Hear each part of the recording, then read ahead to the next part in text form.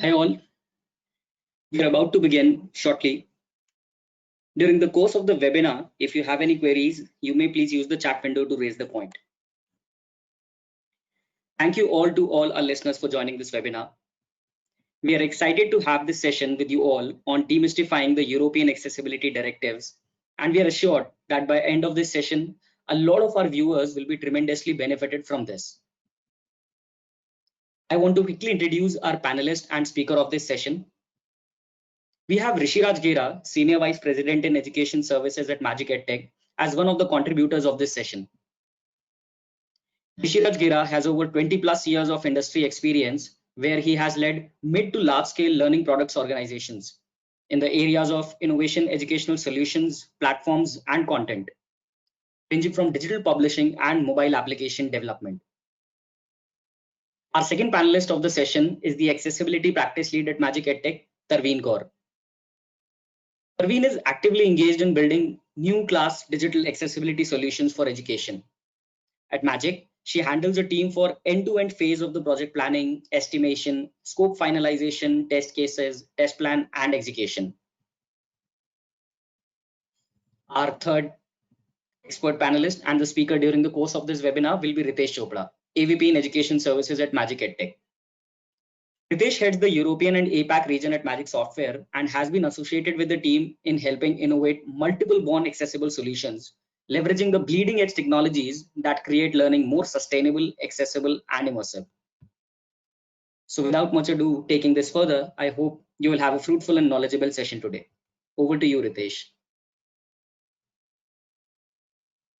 Thanks, Abhinav. Well, hello all. Welcome to the webinar. Thanks for joining in. I'll start with some hygiene check before we kind of begin. So your mic and the camera are disabled due to the short duration. And I request you to ask your questions in the chat window. And due to the allotted time, which is stipulated time, we would try to send the responses to all your questions after the session. And we would also send you the link along with the recorded webinar to all of you. So that's the hygiene check. Okay, now we're going to talk about what is it that we're going to cover from an agenda standpoint today. So this is primarily what the agenda is. So we're going to talk about some basic questionnaire. And these questionnaires are not to do with your accessibility knowledge. This is more about understanding people who've joined on the call, where each one of us stand on their accessibility journey, what kind of help is required. Because see, I think from an European accessibility, there is very limited data available on where we are in terms of our accessibility roadmap. So it's more about collecting that information and trying to understand if there are specific areas you may need help on. We could probably set up another webinar in subsequent days. So that's largely what the intention is. And then we're going to talk about quickly on the accessibility impact. I think most of the times it's more about taking accessibility only for getting the compliance check. I think there's more to it. So we're going to talk more on that and why accessibility is important, what impact would it have on your product and services. And then what exactly the law is, we're going to talk a little bit on that, some acronyms we're going to handle. We're going to talk about some bit of barriers which kind of help us understand accessibility a little more deeply there and kind of understand some examples of barriers there. And then later on towards what framework does Magic has, what kind of experience that Magic has, and what kind of tools we can help you with in your accessibility journey. So that's largely what the agenda we're going to cover in next 25 to 30 minutes. So we'll start with the questionnaire. And Abhinav, would you take that lead, please? Yeah, thanks, Ritesh. So you will see a list of questions on your screen. Each question will remain for 30 seconds. Requesting you to please participate to help us assess the session even better. So we have first question.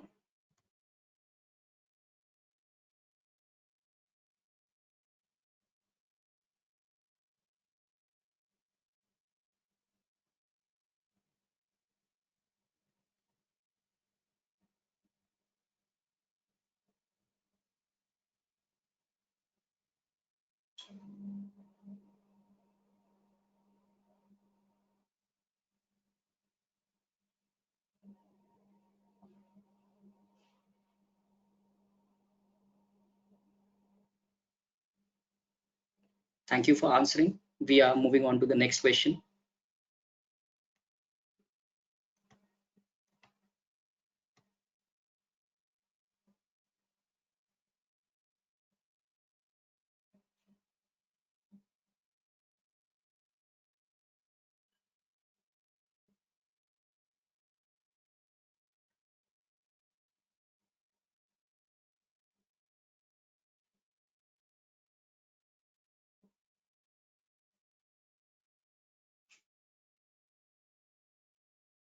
We are finishing responses for this question. We are moving to the third question.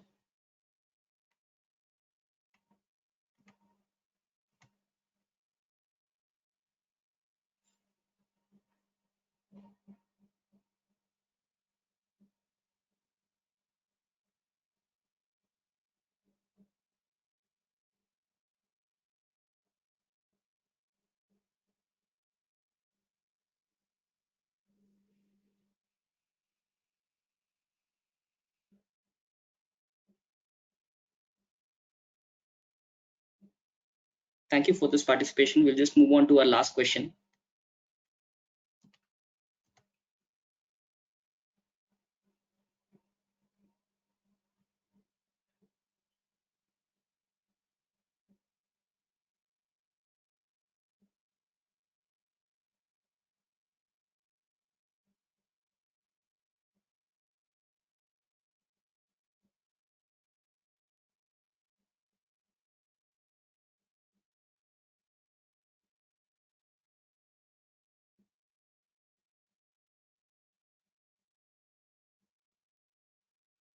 Thank you all. We have collected the responses. Over to you, Ritesh.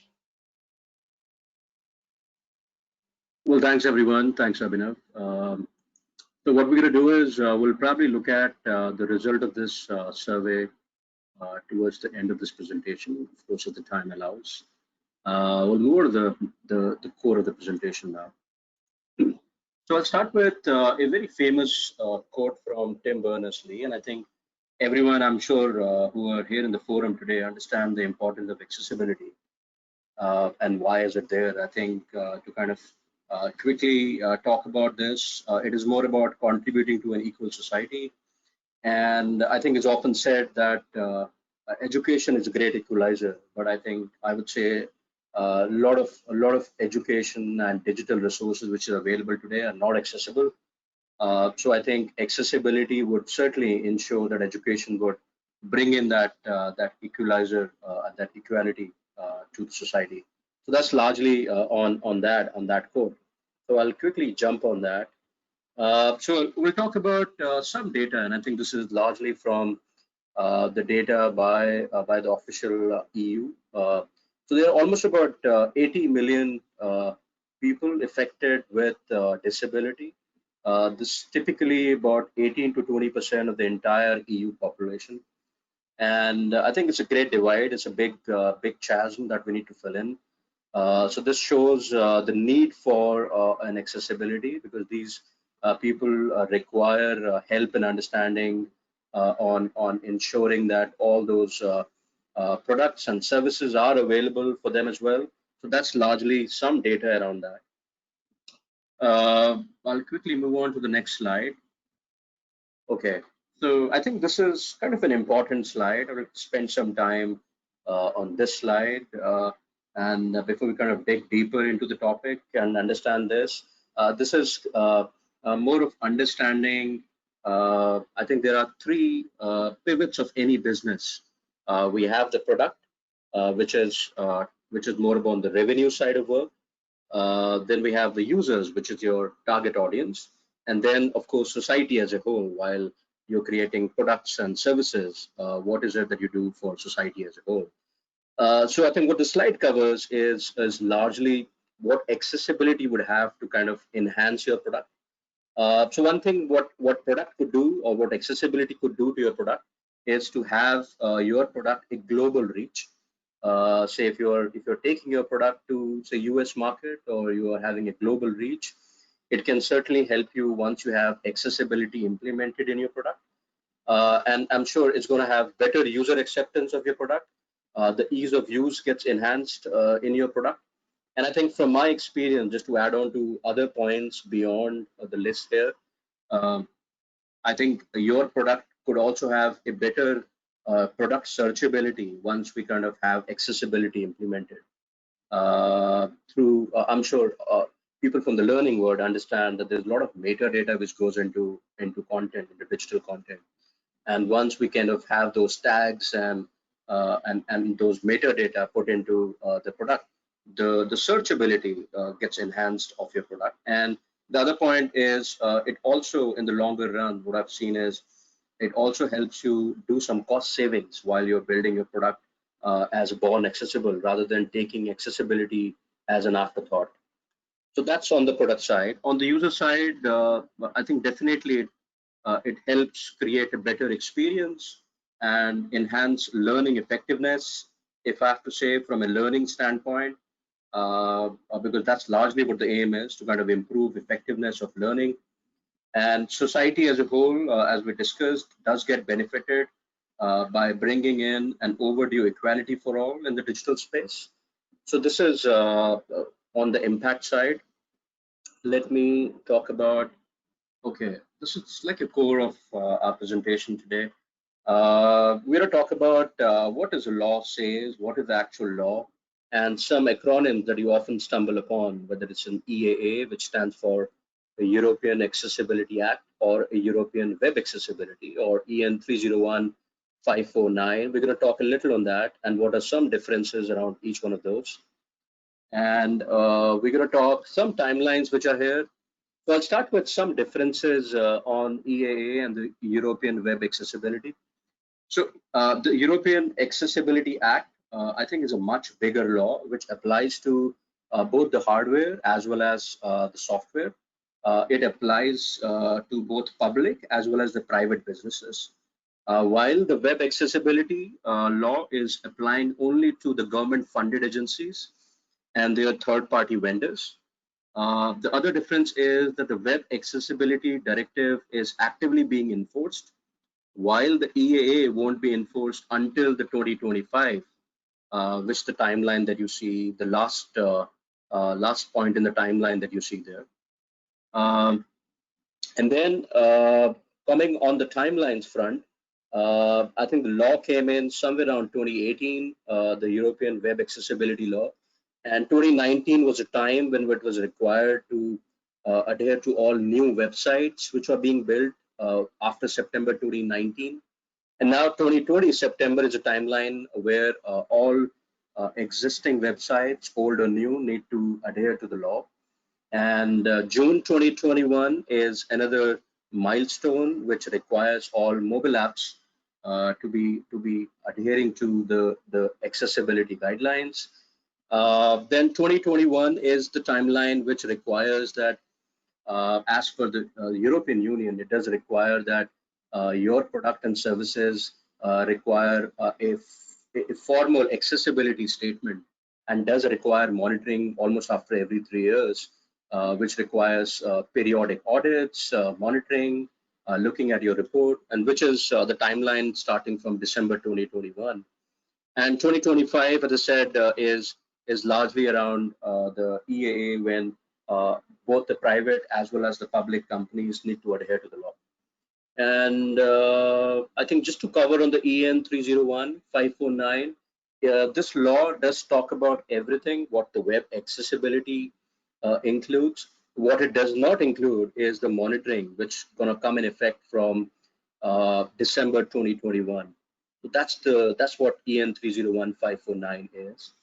Now there are certain exceptions to this directive, and like for example, the direction, one of the exception is that all the primary, secondary, or a nursery school or the companies dealing with primary, secondary, or nursery schools, there are going to be some partial exception to it, unless you're creating a content which people need in order to use their services, like filling up a form or filling up a digital form online. That's what the exception is. And I think there are a couple of other exceptions for your ease of use. You could see the link which is at the bottom of the screen. Just go to that link once we share the presentation with you. You would get to see the exceptions here to the law. And holistically, what EU is trying to do is trying to bring in inclusivity till 2021, kind of introduce the concept of accessibility. And I think it's taking its own time to kind of not penalize at this point in time, and looking for people to kind of embrace and adopt accessibility in their product, which is going to be a part till almost 2021. And then after 2021 is about further improving and enhancing that law. That's largely what this slide is all about. And before we jump on to the next slide, I think as per the EU directive, this is the law, but they do follow the W3C consortium. And what the law says, even in EU, they follow the WCAG guideline. And we're going to talk about that in the next slide. Let me take you there. Here it is. Okay, this is some of the acronyms. I'm sure people here on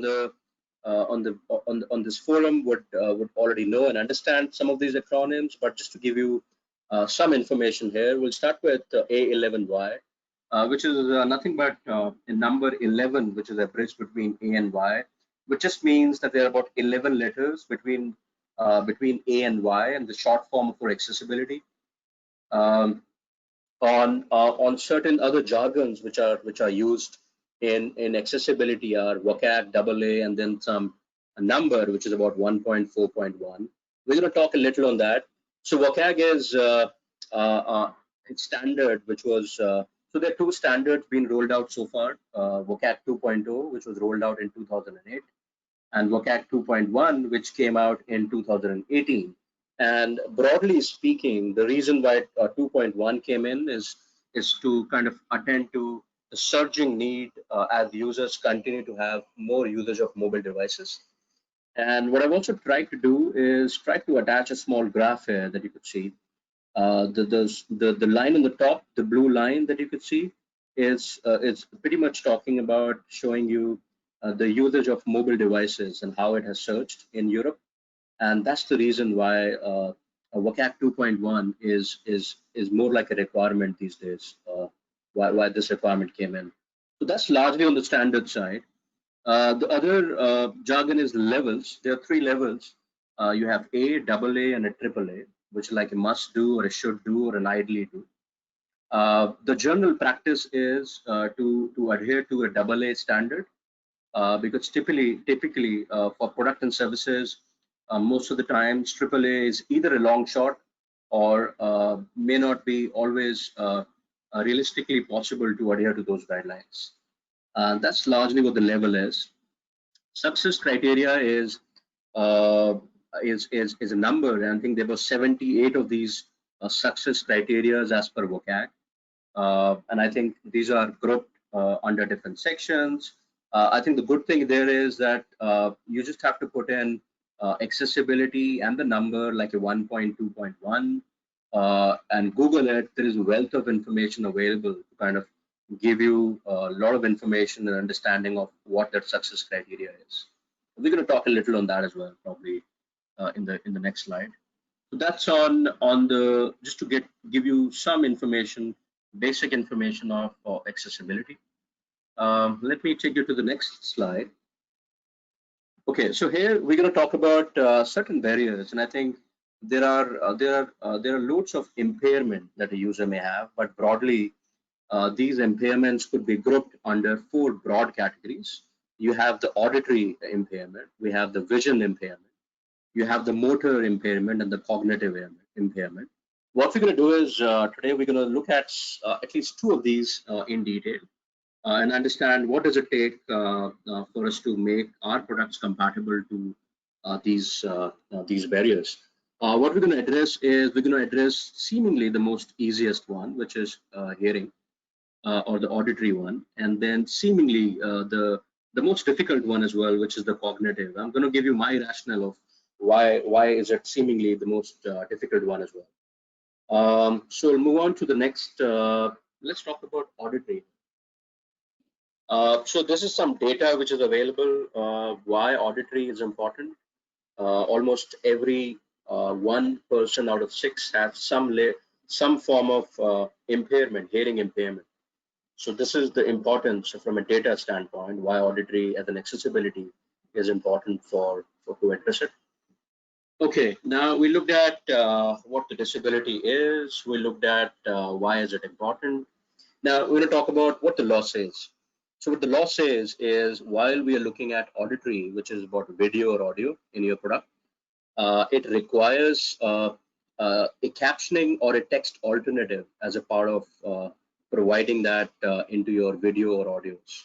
And the standard or the guideline which kind of adheres to it is the caption 1.2.1 to 1.2.5 as per WCAG guidelines. And what I've done here is I've taken a screen grab of an accessible video. I'm sure people here in the forum would have seen a lot of videos, whether it's a Facebook video or a YouTube video, which has accessible captioning, which is available, closed captioning, which is available as a part of the video. In fact, there's a I was reading this, and there is a special statistics on Facebook videos that almost 85% of the Facebook videos are seen without the voice, which kind of helps enhance the aid of use of your product. And this is largely what we discussed probably in the on the impact slide as well. So this is one way to kind of address of giving the captioning. And I think what's important here is there is some subtle difference between a subtitle versus a captioning. A subtitle is typically what a speaker says. These are like the verbal notes, what the speaker says in an audio or a video. However, a captioning requires a lot of contextual information, whether it's a background information or some non-verbal cues which are there and important to kind of convey the learner the importance of it. So all those non-verbal cues are also important in the captioning, which are not captured as a part of the subtitle. So that's like a basic difference on this. The other way, more to the next slide. The other way, which is like providing this is giving an alternate text example or like a transcribe. I'm sure you would have seen that with all podcasts. There is an alternate text or a transcript on the screen. So that's largely what it is, where you provide the transcript here on the screen. And now let's look at what the law says. The law says that all the audios and videos which are hosted after September 2020 need to be made accessible as per the WCAG guidelines. So anything which is done or all the videos and audios which are done prior to that may not require this, but I think anything which is done as a new hosting after September 2020 is what the law says, comes under the fold of the law. The only exception here is all the live videos and audios have been excluded. And just to remind you, this is not a WCAG exclusion. This is an exclusion purely, it's an EU directive. And I'm sure this would help a lot of organizations to kind of embrace this law. So that's largely on the auditory side. I'm going to look at the next slide, which is the next barrier, which is the cognitive. And as I said at the beginning, this is seemingly one of the most difficult barrier to address. And I'd like to share the reason, or what I say and what I've experienced working with publishers is for a normal users like us, I think it's difficult to comprehend and understand this barrier. What is it that a dyslexic user kind of sees or visualizes on the screen? And because we can't comprehend and visualize, it's difficult for us to kind of address it. And I have made an attempt to kind of show you one example of what does a dyslexic user sees on the screen, probably on the next slide. But this data that you see on this screen, it's talking about some data and showing you some statistics of why is it important. Almost 10% of UK students, people are dyslexic, which is a big population for us to address. So that's this. Okay, here, what I've done is to show you some experience of what does an impaired user sees on the screen and how do we address it. What I've done is I have downloaded a small simulator here, and I'll show you some of those. So there are a lot of options that you could do here. Can you see the letters dancing here on the screen? And that's one of those impairment from a cognitive side, which a user sees on the screen.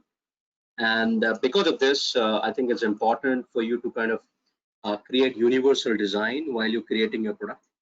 And it's kind of important that you address that by adding space, by creating simple designs. So all that would be a requirement, which requires probably design considerations. And the the standards or the guidelines which are kind of important here are readable here that you could see, is about ensuring that the user is able to read them. There is no clutter on the screen. And the guidelines which kind of adhere to this is 3.1.1 to 3.1.6, and make it predictable so that while the user is navigating through your product, the user is able to predict, and rather than having abrupt motions or navigations. That's about predictability, which if you look at this guideline, you'll see more on that. The next slide is typically some information on from a design consideration about what is required to make your product or website to help reduce the cognitive load. Is some guidelines which are there available, and these are some of those. So I kind of move on to the next slide. This slide, I think what I wanted to talk about on this slide, and I think it's important for us to understand, is from an accessibility standpoint, is how does a learning system work? Like a typical math product or a reading product would have, for example, a learning material. It would have a teaching material, which could be a teacher resource, or an assessment. It could be a formative assessment or a summative assessment. And it could have different resources. It could have digital resources, which are interactive in nature, or additional resources like a PDF file. And all these learning products, or so-called content, could have different file formats, ranging from an EPUB to a PDF to an InDesign file. And I'm sure we know in publishing, in our EdTech world, we deal with a variety of file formats. And as mobile use gets extended, and we continue to make products for mobile use, there are about APK files or Chrome files which continue to get extended. So those file formats are getting extended. And I think then this learning product gets rendered into a learning environment. It could be a third-party LMS like a Moodle or a Blackboard or a Canvas. It could be an assessment engine like a Learnosity, or it could be your own third-party engine or your own third-party platform or your ebook engine. So the reason I wanted to talk about this slide is that from an accessibility standpoint, the technology pieces or your platform, also your content, both of these need to adhere to the accessibility guidelines. So that's the reason I want to talk about the length and the breadth of what accessibility is. So it does require addressal both from technology, also for while we are looking at creating learning products for our users. So that's largely on the slide. Let me move on to the next slide. Okay, so I want to talk about a little on what Magic has done and what Magic has, what our framework is. Just to give you an overview before we kind of talk about the slide, is Magic has been one of the early adopters of accessibility. In fact, we started working on accessibility when it was still in infancy in US. People are still kind of appreciating the new laws, almost about 7-8 years back. And I think we started working on creating a team and understanding more on accessibility, creating a center of excellence around accessibility, creating our own tools around it. So what we have done is we've created a small framework, which is not a I'm not talking about a technology framework here, but I think what we have done in Magic is created a 3-pillar framework. And there are 3 parts to it. The first part is doing the accessibility audit, which talks about any product or a learning book or a platform which comes to us. We do an accessibility audit as the first case, and kind of identifies the gap of where does it stand from accessibility standard perspective. That's the gap analysis we come up with. And I'll find time to probably show you some of those gap analysis, which is quite interesting. So that's one, which is the audit part. That's the first pillar of our framework. The second pillar is the remediation side, which based on the gap analysis, we look at remediating. And this remediation is largely manual because it does talk about a lot of nuances like understanding your product, understanding your target audience, understanding or creating user personas, understanding some bit of your test environment, your target environment. So all that is a part of remediation. And the third step, which is again important, is doing the final QA and doing the final check and coming up with the accessibility statement report, which can be submitted on your behalf to the government or to a state. So that's what we do. We create VPATs, which are voluntary product accessibility test reports. And I'll try to show you some of those reports as well. So those are three pillars we have. And I think in this entire workflow of framework, what Magic has developed, we have developed our own IPs here that you could see on the screen. These are certain tools that we have created. And again, the objective of this tool is to have a better experience, both in terms of quality and reduce timelines. And I'll be more than happy to give you probably more detail and set up some time in case you're interested to know more about these tools. But let me pick up some tools. I think I'm a little over time already, but let me still give you some flavor of some of these tools. Like for example, Smart Text, which is very close to my heart. Smart Text as a tool, I think we developed looking at understanding the reasons why people look at. So, for example, while you're creating a math product, the math equations do have an image. It could be a JPEG or a PDF. Now, while you move to an accessible product, everything needs to be converted from a math JPEG to a math ML, which is a text approach of writing the equations into a math editor. So the idea of this tool is, which is very tedious and cumbersome, creating and writing your equations once all over again into a math editor. What this tool does is smartly, it does uses machine learning libraries at this point in time to kind of extract the content or the math equation from an image and gives you a math ML as an output, along with an alternate text for that math image, which can be embedded back into your workflow or into any of your product. So that's largely what this tool does. The second tool, let me talk about Smart Touch Plus. I'm sure again these tools have been customized, have been tested with a lot of our publishers who are currently using these tools. Say Smart Touch Plus as a tool does give us understanding more on creating smart content. I'm sure while you deal with metadata for a learning product, metadata could be a tedious task because it does require a lot of information along with the product. So what this tool does, it helps you create smart tagging of your content and create that metadata within for your product. That's largely some of the tools I think I want to cover, or we can cover, looking at the time that we have. Yeah, feel free to reach out and have any of these deeper demos on any of these tools. Let me take on the next slide. The next slide is largely talking about the wealth of information. If you remember, we talked about on the program map, we talked about various systems which are available. For example, it could be an ebook, it could be an assessment engine, it could be an interactive library, or it could be a platform, for example, or it could be an assessment engine. Now, each of these different products does require different flavors of artifacts. And I think what the team has done over a period of 7-8 years is developed artifacts around each one of those. And I think that's largely what the wealth of information the team has come up with. And let me show you some examples. If you remember, we talked about the VPAT report while I was talking about the timelines in the EU zone. Let me show you what does a VPAT report look like. So this is as per the EU.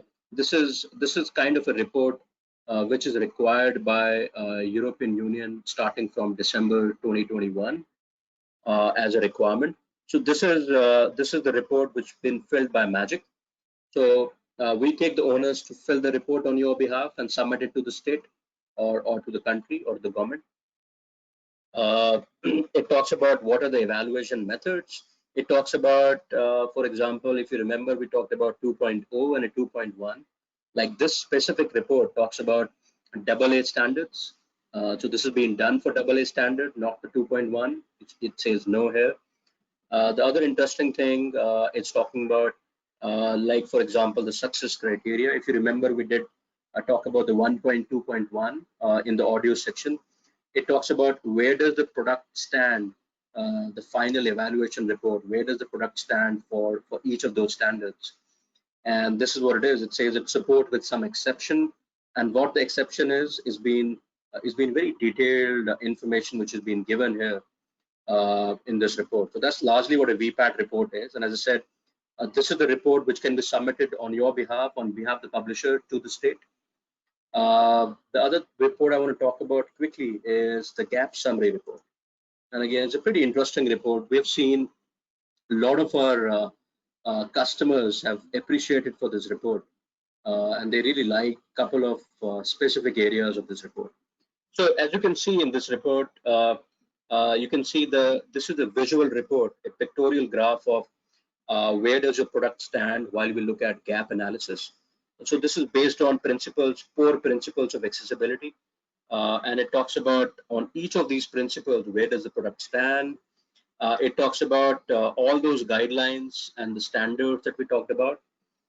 For each of those success criteria here, we have detailed information here in this report. Again, both for level A as well as AA, all these been done. The other interesting factor which has been appreciated by a lot of our customers in accessibility is the native user feedback. What it means is till the time the product is not being tested by users who are impaired, like visual impairment users, you don't get to see the real user feedback on the product. And I think as a part of our team in accessibility, we have a wealth of experience, and we have a team from native users, a big team of native users that we have. We have taken it from locally, either in your geography or locally based out of India. So these users give this feedback on the product. So this is the real user feedback that you get to see as a part of your gap analysis. The other information I want to quickly talk about, I know I'm as in exceeded the time, is talking about the audit report. So this is the detailed audit report, which talks about the environment, which are important, talking about the screen reader, talking about the vocab guideline. I think the other thing is that what this report talks about is not just about what the actual result is, for example, that this is what is missing in your product, but it also shows what's the rationale for it, and sometimes what is required to even fix it, like the recommendations to fix that gap or to bridge that gap in your product. And I think that's the feature which has been very appreciated by a lot of our customers. So that's largely on the report side. Yeah, I think we have already exceeded the time. So I think thanks so much for attending the webinar. What we're going to do is probably look at the result of the webinar, the assessment that we had. Over to you, Abhinav. Yes, thanks, Ritesh. We are a little over the time, so so either we can look at the polls, Ritesh, or probably we can get back to the users, because there's a lot of questions also that have come in during the session. So if we move, that's great. Yeah. So I think if we move towards the poll section, Ritesh, we can see the results coming in. Yeah, I can see that. So the first question, we have the result that almost 30% of the people are still in the planning stage, and 30% are largely advanced. So that's good insight. And then people are looking for optimization and automating this as a second question. About 10% are looking for a lot of help here. So that's great. And we're here to help you. The third question is about yes, in the near future, we're looking for automation. People are looking for automation. That's right. And the last question is what are the areas people are looking at? Native users and WCAG 2.1 implementations are the two ones. So I think that's great information, and I could see a lot of questions as well here. So absolutely, we'll get back to you on your questions, and we'll certainly connect with you. Feel free to reach out here. Thanks everyone for joining in, and Abhinav, over to you, please. Sure. Thanks, Ritesh. Thank you all for attending the session. So if you have any queries or you wish to schedule a conversation with Ritesh, you may please use the email ID which is mentioned on your screen. And like we discussed that we have also received few questions during this session. Now, unfortunately, we have a time constraint, so we'll revert back to you with your query soon, along with the recording of this session. Thanks again for joining this session. Have a nice day.